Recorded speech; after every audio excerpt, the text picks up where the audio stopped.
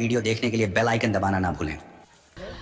ये जो हमारा गीत वायरल हुआ था और इस समय चल रहा है, तुम चली जइहो गोरिया सूरत कहाँ पैबा रे, बहुत ही आप लोगों ने हमें स्नेह और प्रेम दिया है इस गीत को सुन करके।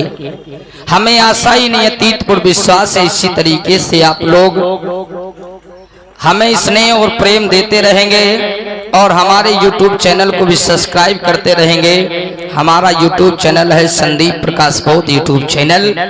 और आइए सभी लोग सब्सक्राइब करिए, लाइक करिए, कमेंट करिए। और आप लोग जैसे गीतों को सुनना चाहते हैं हमारे पास में व्हाट्सएप फेसबुक के माध्यम से कह सकते हैं। हम आप लोगों को गीतों के माध्यम से और कथा के माध्यम से अपने महान पुरुषों के विचारधारा को पहुंचाते रहेंगे।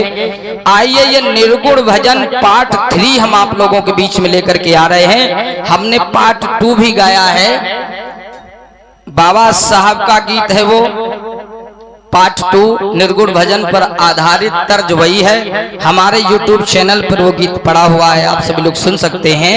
आइए हम ये निर्गुण भजन पार्ट 3 आप लोगों को देने के लिए जा रहे हैं। तो आइए देखते हैं क्या है। बात वही है, मैं बार बार कहता हूं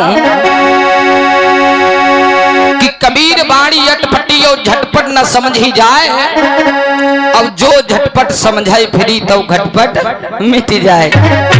तो आइए निर्गुण भजन ये हम पार्ट 3 आप लोगों के बीच में लेकर के आ रहे हैं।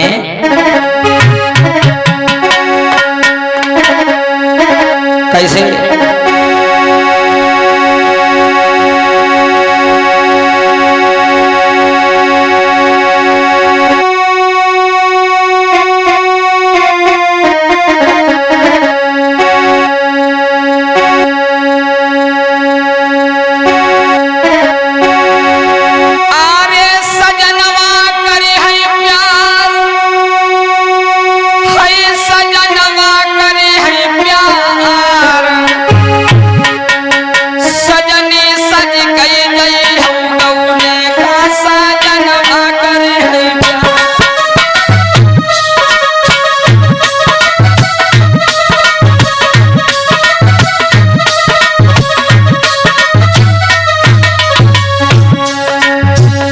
सुंदर सा गीत है निर्गुण भजन, ये पार्ट 3 इस ग्राम चुरईपुरवा की पौन धरती पर जो रिकॉर्ड किया जा रहा है।